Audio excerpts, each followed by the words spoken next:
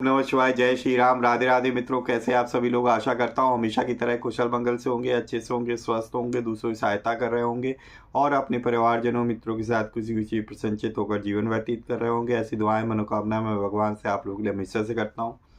मैं अंकित आप सभी लोगों का आपके अपने चैनल में हार्दिक स्वागत करता हूँ, अभिनंदन करता हूँ। दोस्तों, आज आपके सामने फिर से प्रस्तुत हूँ। हम लोग क्या सीरीज स्टार्ट की है, हमने उत्तर गीता स्टार्ट की है, जो कि मैं आपको ये गीता संग्रह नाम की पुस्तक से सुना रहा हूँ, जो कि पार्ट 1 में है हमारे पास। पार्ट 2 में वो संकलित है। ये महाभारत से लिया गया, अश्वमेध पर्व से, अनुगीता नाम के उपपर्व से। तो ऑलरेडी मैंने इसका पहला अध्याय सुना चुका हूँ, तो अगर आपने नहीं सुना है जाके पहले वो सुनिए और फिर आप कंटिन्यू करिए आज के दूसरे अध्याय को, तभी आपको जो है समझ में आएगा। तो चलिए, सर्वप्रथम हम प्रथम पूज्य गणेश जी का आवाहन करेंगे, उसके बाद हम लोग शुरू करेंगे। तो वक्रतुंड महाकाय सूर्यकोटि समप्रभा निर्विघ्नं कुरु मे देव सर्व कार्येषु सर्वदा। जय श्री गणपति बप्पा मोरिया। तुमेव माता च पिता तुमेव, तुमेव बंधु च सखा तुमेव, तुमेव विद्या द्रविड़म तुमेव, तुमेव सर्वम मम देव देवो। जय श्री गणपति बप्पा मोरिया। चलिए शुरू करते हैं। वह प्रेम से बोलेंगे दोस्तों, सियावर रामचंद्र की जय। ओम नमो नारायण, ओम नमो भगवते वासुदेवाय। जय श्री राधे कृष्ण, जय सीताराम हनुमान जी, जय गुरुदेव जी। तो दोस्तों चलिए शुरू करते हैं आज का उत्तर गीता का अध्याय 2। तो ये है दोस्तों हमारे पास अध्याय 2, और यहाँ पे आज का शीर्षक है अध्याय 2 का, कश्यप के प्रश्नों के उत्तर में सिद्ध महात्मा द्वारा जीव की विविध गतियों का वर्णन। तो ध्यान लगाकर, मन लगाकर, भगवान का ध्यान लगाकर जो है सुनिए, मैं आपको सुनाता हूँ। भगवान श्री कृष्ण ने कहा कि तदंतर धर्मात्माओं में श्रेष्ठ कश्यप ने उन सिद्ध महात्मा के दोनों पैर पकड़कर, जिनका उत्तर कठिनाई से दिया जा सके, ऐसे बहुत से धर्मयुक्त प्रश्न पूछे। काश्यप ने पूछा कि हे महात्मन, यह शरीर किस प्रकार गिर जाता है? फिर दूसरा शरीर कैसे प्राप्त होता है? संसारी जीव किस तरह इस दुखमय जीव संसार से मुक्त होता है? जीवात्मा प्रकृति मूल विद्या और उससे उत्पन्न होने वाले शरीर का कैसे त्याग करता है, और शरीर से छूटकर दूसरे में वह किस प्रकार प्रवेश करता है? मनुष्य अपने किए हुए शुभाशुभ कर्मों का फल कैसे भोगता है, और शरीर ना रहने पर उसके कर्म कहाँ रहते हैं?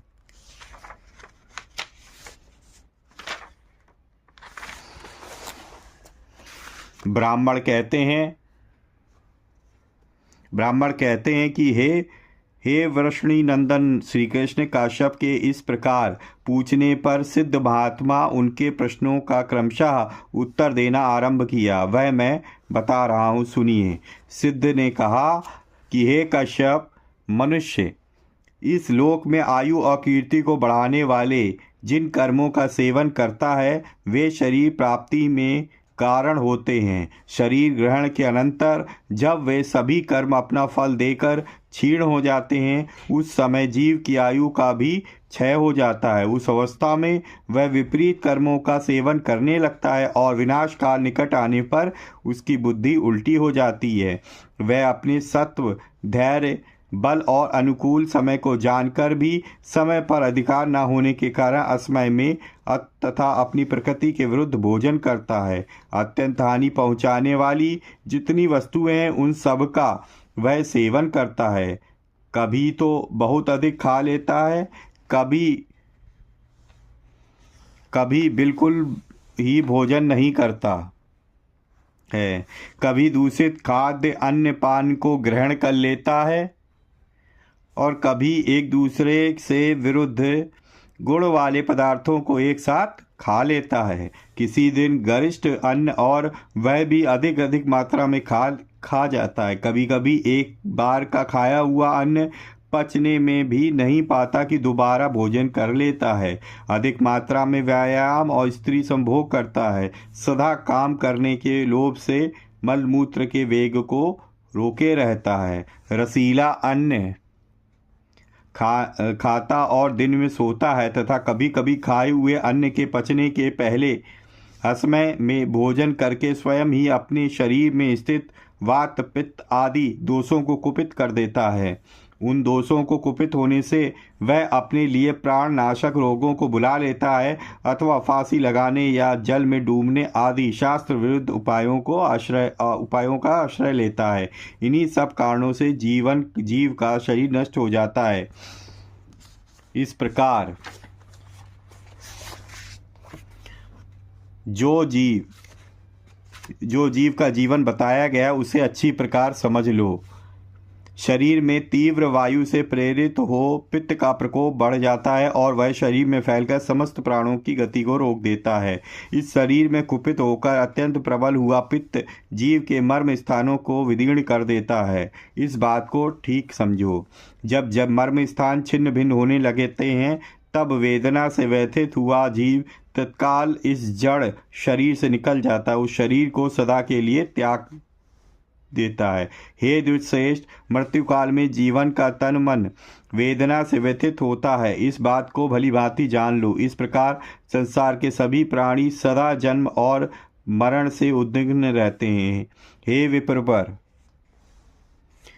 विप्रवर, सभी जीव अपने शरीर का त्याग करके देखे जाते हैं। गर्भ में मनुष्य प्रवेश करते समय तथा गर्भ से नीचे गिरते समय भी वैसे ही वेदना का अनुभव करता है। मृत्यु काल में जीवों के शरीर की संधियां टूटने लगती हैं और जन्म के समय वह गर्भस्थ जल से भींग कर अत्यंत व्याकुल हो उठता है। अन्य प्रकार की तीव्र वायु से प्रेरित हो शरीर में सर्दी से कुपित हुई जो वायु पांचों भूतों में प्राण और अपान के स्थान में स्थित है, वही पंचभूतों के संघात का नाश करती है तथा वह देहधारियों को बड़े कष्ट से त्याग कर ऊर्ध्वलोक को चली जाती है। इस प्रकार जब जीव शरीर का त्याग करता है तब प्राणियों का शरीर उच्छ्वासहीन दिखाई देता है। उसमें गर्मी, उच्छ्वास, शोभा और चेतना कुछ भी नहीं रह जाती। इस तरह जीवात्मा से परित्यक्त उस शरीर को लोग मृत मरा हुआ कहते हैं। देहधारी जीव जिन इंद्रियों के द्वारा रूप, रस आदि विषयों का अनुभव करता है, उनके द्वारा वह भोजन से परिपुष्ट होने वाले प्राणों को नहीं जान पाता। इस शरीर के भीतर रहकर जो कार्य करता है वह सनातन जीव है।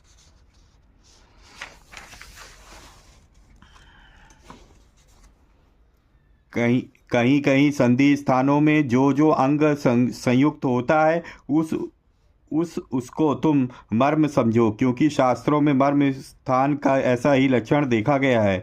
उन मर्म स्थानों संधियों के विलग होने पर वायु ऊपर को उठती हुई प्राणी के हृदय में प्रविष्ट हो शीघ्र ही उसकी बुद्धि को अवरुद्ध कर लेती है। तब अंतकाल उपस्थित होने पर प्राणी सचेतन होने पर भी कुछ समझ नहीं पाता, क्योंकि तम अविद्या के द्वारा उसकी ज्ञान शक्ति आवृत्त हो जाती है। मर्म स्थान भी अवरुद्ध हो जाते हैं। उस समय जीव के लिए कोई भी आधार नहीं रह जाता और वायु उसे अपने स्थान से विचलित कर देती है। तब वह जीवात्मा भयंकर एवं लंबी सांस छोड़कर बाहर निकलने लगती है। उस समय सहसा उस जड़ शरीर को कंपित कर देता है। शरीर से अलग हुए जीव अपने किए हुए शुभ कार्य, पुण्य अथवा अशुभ कार्य, पाप कर्मों द्वारा सब ओर से घिरा रहता है। जिन्होंने वेद शास्त्रों के सिद्धांतों का यथावत अध्ययन किया है, वे ज्ञान संपन्न ब्राह्मण लक्षणों के द्वारा यह जान लेते हैं कि अमुक जीव पुण्यात्मा रहा है और अमुक जीव पापी। जिस तरह आँख वाले मनुष्य अंधेरे में इधर उधर उगते बुझते हुए खद्योत को देखते हैं, उसी प्रकार ज्ञान वाले सिद्ध पुरुष अपनी दिव्य दृष्टि से जन्मते, मरते तथा गर्भ में प्रवेश करते हुए जीव को सदा देखते रहते हैं। शास्त्र के अनुसार जीव के 3 प्रकार के स्थान देखे गए हैं: मृत्युलोक, स्वर्गलोक और नरकलोक। यह मृत्युलोक की भूमि, जहाँ बहुत से प्राणी रहते हैं, कर्म भूमि कहलाती है। अतः यहाँ शुभ और अशुभ कर्म करके सब मनुष्य उसके फल स्वरूप अपने कर्मों के अनुसार अच्छे बुरे भोग प्राप्त करते हैं।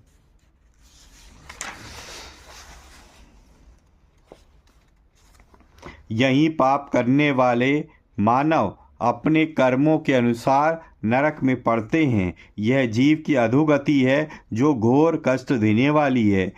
इसमें पड़कर पापी मनुष्य नरकाग्नि में पकाए जाते हैं।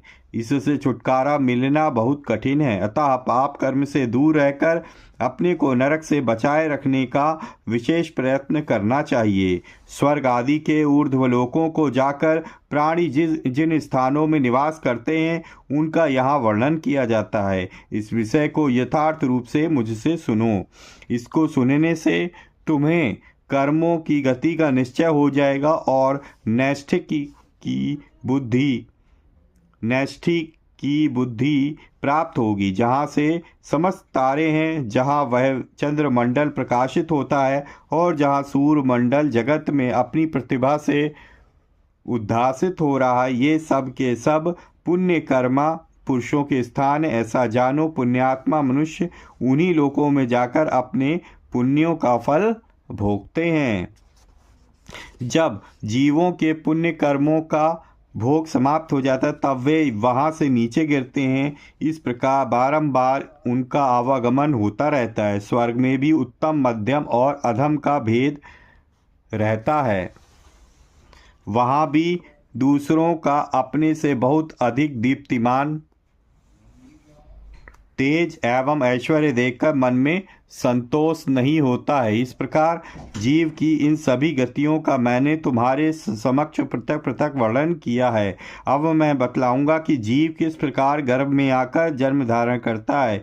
हे ब्राह्मण, तुम एकाग्रचित्त होकर मेरे मुख से इस विषय का वर्णन सुनो। इति श्री महाभारते आश्वमेधिके पर्वणि उत्तर गीतायाम द्वितीयो अध्यायः। तो इस तरीके से दोस्तों यहाँ पे हमारा द्वितीय अध्याय समाप्त हो जाता है। नेक्स्ट हमारे पास तीसरा अध्याय है। तो कल हम लोग यहाँ पे देखेंगे कि जीव के गर्भ जो है प्रवेश, आचार धर्म, कर्म फल की अनिवार्यता तथा संसार से तरने का उपाय का वर्णन। तो इसमें सारी चीज़ दिया हुआ है कि जीव में गर्भ में कैसे प्रवेश करता है, कैसे जन्म धारण करता, आचार धर्म क्या होते हैं, कर्म फल की क्यों अनिवार्यता है, और संसार तरने का उपाय मतलब कि इस संसार से निकलने का उपाय क्या है ताकि आपको मोक्ष मिल जाए। तो एक बार दोस्तों प्रेम से बोलेंगे सियावर रामचंद्र की जय। ओम नमो नारायणाय, ओम नमो भगवते वासुदेवाय, ओम नमः शिवाय, ओम विष्णुवे नमः। जय सीताराम हनुमान जी, जय गुरुदेव जी, जय श्री राधे कृष्णा। तो ये था दोस्तों हमारे पास गीता संग्रह से जो है उत्तर गीता का अध्याय नंबर 2।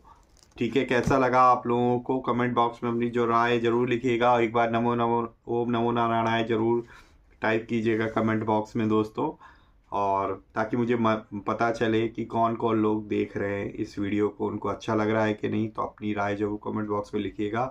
वीडियो अच्छी लगी है तो प्लीज़ वीडियो को लाइक करना ना भूलें और ज़्यादा से ज़्यादा अपने मित्रों परिजनों के साथ जरूर शेयर करें ताकि वो भी इस पर्टिकुलर उत्तर गीता का सुन के जो है कुछ लाभ अर्जित कर सके। ठीक है दोस्तों, और पहली बार मेरे चैनल पे आए हैं और इस तरीके के कंटेंट आपको सुनना, पढ़ना, देखना अच्छा लगता है तो प्लीज़ जो है चैनल को सब्सक्राइब कर लें, क्योंकि मैं इसी तरह कंटेंट्स आपके अपने चैनल पर लाता रहता हूं। तो इसी तरीके से भगवान की भक्ति करते रहिए और अपने परिवारजनों मित्रों के साथ खुशी खुशी प्रसन्नचित होकर जीवन व्यतीत करिए। और हाँ, हमेशा की तरह किसी न किसी एक पर्सन की हेल्प करने की जरूर कोशिश करिए। धन्यवाद दोस्तों आप लोगों का पूरी वीडियो देखने के लिए। मिलेंगे इसी तरीके की एक और वीडियो में, तब तक के लिए जय श्री राम, राधे राधे मित्रों।